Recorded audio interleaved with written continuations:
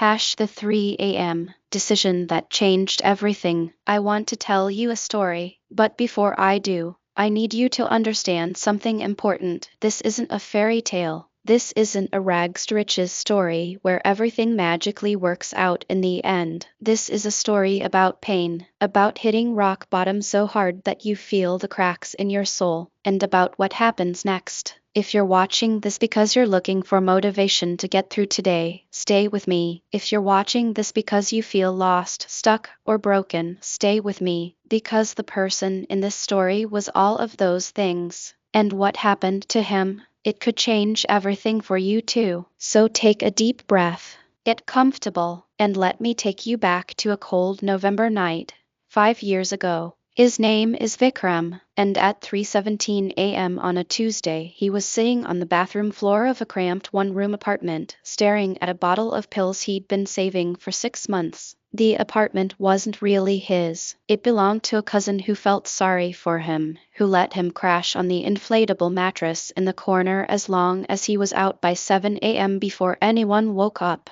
Vikram had been there for 8 months. 8 months of pretending he was fine. 8 months of job applications that went nowhere. 8 months of watching his phone screen light up with missed calls from his mother that he couldn't answer because he had nothing good to say. That night, the power had gone out at 10 p.m. The generator in the building was broken as always. So Vikram sat in the dark, the Mumbai humidity clinging to his skin like a wet blanket, and he thought about his life. 5 years earlier, he had been the golden boy, top of his class in engineering, a job offer from a multinational company before graduation. His father had wept with pride at the offer letter. His mother had called every relative she knew. They had spent money they didn't have on a celebration feast, convinced their son was going to lift the family out of years of struggle. And for 2 years he did. He sent money home every month. He paid off some of his father's debts. He bought his mother her first gold necklace. He was the son who had made it. Then the company restructured.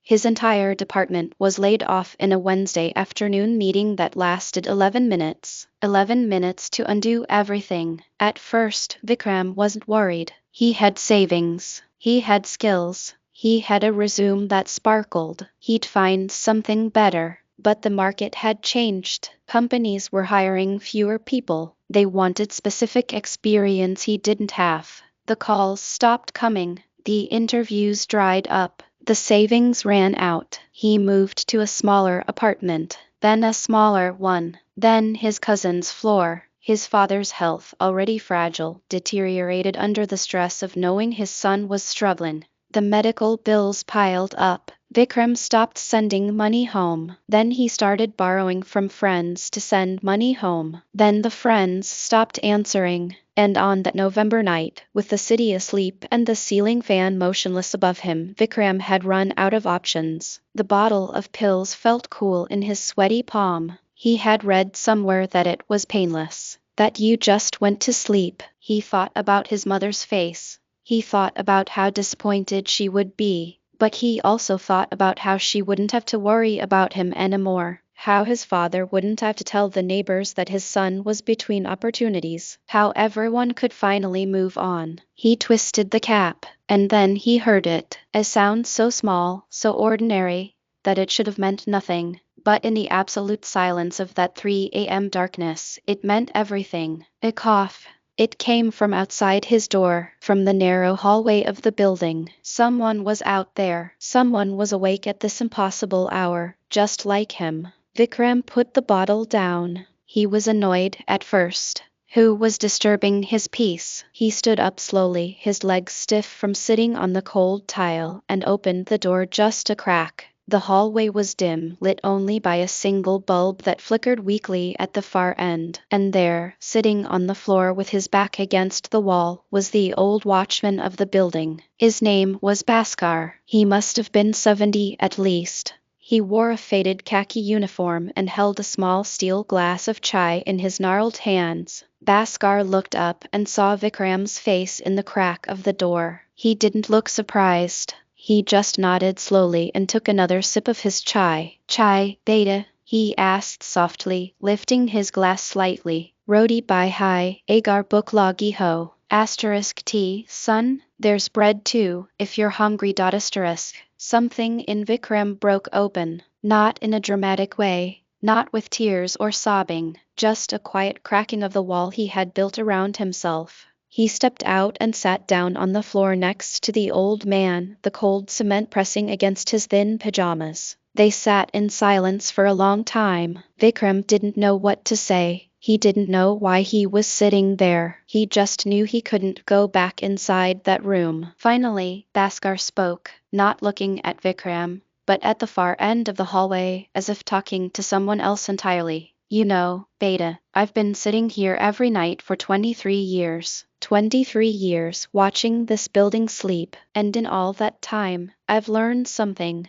Vikram said nothing. The people who make it, Bhaskar continued, they're not the strongest. They're not the smartest. They're not the ones with the most money or the best luck. He finally turned to look at Vikram. His eyes were old, deep, and impossibly kind. They're the ones who are still sitting here at 3 a.m., still breathing, still waiting for the morning, even when they're sure the morning will never come. Vikram felt his throat tighten. He wanted to tell this old man that he didn't understand, that Vikram's situation was different, that he had failed everyone, that there was no point. But Bhaskar wasn't finished. You know why I'm still here, Beta? After 23 years of nights, after my wife died, after my son moved away and never called, after this job that pays nothing and tires everything, Vikram shook his head. Because every morning, without fail, the sun rises, and every morning, without fail, I make myself a cup of chai and I watch it. And I tell myself, Bhaskar, you got to see another one. You're still in the game. He reached into his pocket and pulled out a small, folded piece of roti wrapped in newspaper. He tore it in half and offered a piece to Vikram. Eat, Beta. Tomorrow you can decide what to do. Tonight, just eat, just breathe,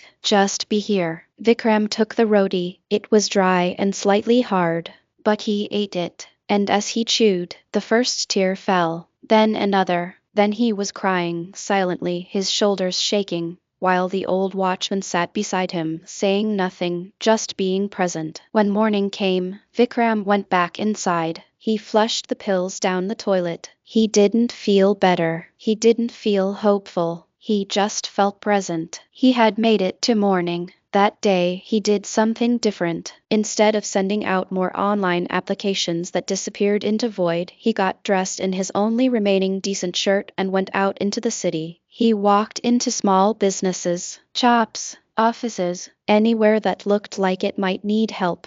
He asked to speak to owners. He told them his story. He was rejected 16 times. On the 17th try, a small printing press owner, a man named Gupta, agreed to give him a chance. Not a job with a salary, a chance. He had a client who needed a complex spreadsheet done by the next morning. Gupta's regular guy was sick. Could Vikram do it? Vikram stayed up all night. He didn't have a laptop anymore, so he used Gupta's old desktop in the back of the shop. The air was thick with ink and paper dust, but he worked. He poured everything he had into that spreadsheet. At 6 a.m. he was done. Gupta looked at the work, grunted, and handed him 500 rupees. Come back tomorrow, same time. If there's work, I'll give you work. That became Vikram's life. He showed up every single day. Some days there was work, some days there wasn't. He slept on the floor, ate whatever was cheapest, and every night at 3 a.m. he would wake up in a cold sweat, the memory of that bathroom floor pulling at him. And every night he would force himself to breathe, to remember Bhaskar's words, to wait for the morning. After 3 months, Gupta offered him a permanent position, a small salary, a tiny room behind the shop that Vikram could sleep in. It wasn't much, but it was his. Vikram didn't stop there. He learned everything about the printing business. He taught himself graphic design on YouTube using Gupta's computer after hours. He offered to handle the difficult clients, the ones no one else wanted. He worked weekends. He worked holidays. 2 years later, when Gupta decided to retire, he offered to sell the business to Vikram, not for a large sum, but for whatever Vikram could pay over time. Gupta had watched this young man climb out of a hole. He believed in him. Vikram took the risk. He called his mother for the first time in 2 years. He told her everything. She cried. She told him his father had passed away 6 months earlier, too ashamed to tell his son, too sick to hold on. Vikram hung up the phone and screamed into a pillow until his voice was gone. The guilt nearly destroyed him again. But the next morning he got up. He opened the shop. He served the customers. He kept going. Because that's what you do. You keep going. Today, Vikram owns 3 printing presses in Mumbai. He employs 47 people. He pays them well, gives them bonuses at Diwali, and never, ever makes them feel small. He visits his mother every month. He built her a house. He tells her everything now. And every year, on the anniversary of that night, Vikram goes back to that old building. The watchman Bhaskar is gone now, retired to his village. But Vikram sits on that same hallway floor at 3 a.m. in the dark, and he remembers. He remembers the bottle. He remembers the roti. He remembers that the morning always comes. Why am I telling you this story? Because somewhere out there, watching this right now, is someone who is sitting on their own bathroom floor. Maybe not literally, but metaphorically. You're holding your own bottle of pills. It might be despair. It might be fear. It might be the weight of expectations, the sting of failure, the exhaustion of trying and failing and trying again until you have nothing left. I see you. I've been you. And I need you to understand something that Vikram learned on that cold floor. The night is long. It is dark. It is lonely. But it is not forever.